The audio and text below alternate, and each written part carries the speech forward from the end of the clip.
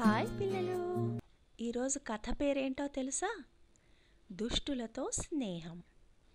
మరెందుకు ఆలస్యం, కథ చెప్పేసుకుందాం. ఒకరోజు ఓ నక్క నదీ తీరాన కూర్చొని భోరు భోరున ఏడుస్తోంది.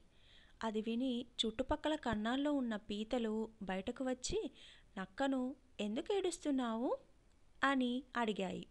అయ్యో, నన్ను నా బృందంలోని వేరే నక్కలన్నీ అడవిలోంచి తరిమేశాయి అని ఏడుస్తూనో సమాధానమిచ్చింది నక్క. పీతలు జాలీగా ఎందుకలా జరిగిందని అడిగాయి. ఎందుకంటే ఆ నక్కలన్నీ మిమ్మల్ని తినాలని పన్నాగ మల్లుకుంటూ ఉంటే నేను వద్దు అన్నాను. మీలాంటి చక్కని జీవాలని అవి ఎలా తినాలనుకున్నాయి అంది నక్క. ఇప్పుడు ఎక్కడికి వెళ్తావు అని అడిగాయి పీతలు.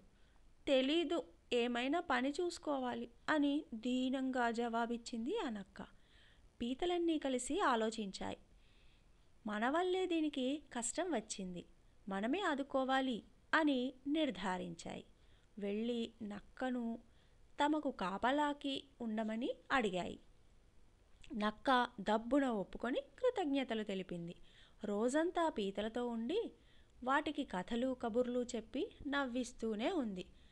రాత్రి పున్నమి చంద్రుడు ఆకాశంలోకి వచ్చాడు.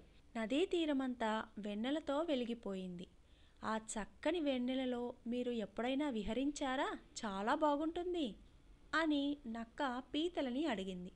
భయం కొద్దీ ఎప్పుడూ వాటి కన్నాలను దాటి దూరం వెళ్ళలేదని చెప్పిన పీతలను నక్క వెంటనే తీసుకొని వెళ్దామని నిశ్చయించుకుంది.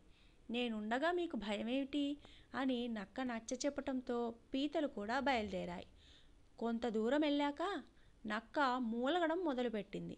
పీతలన్నీ ఆశ్చర్యంగా ఏమైందో అని చూస్తుండగా హఠాత్తుగా అడవిలోంచి చాలా నక్కలు బయటకు వచ్చి పీతలపై పడ్డాయి.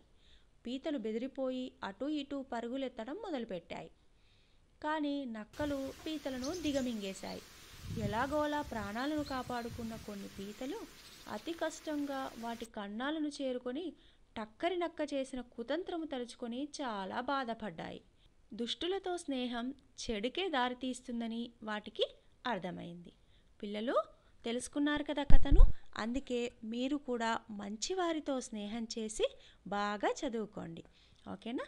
మరి మీకు ఇంకా ఎలాంటి కథలు కావాలో రండి కామెంట్ బాక్స్లో మాట్లాడుకుందాం. మీరు ఎలాంటి కథలు చెప్పమంటారో అలాంటి కథలే చెప్పడానికి ప్రయత్నిస్తాను. Okay, bye.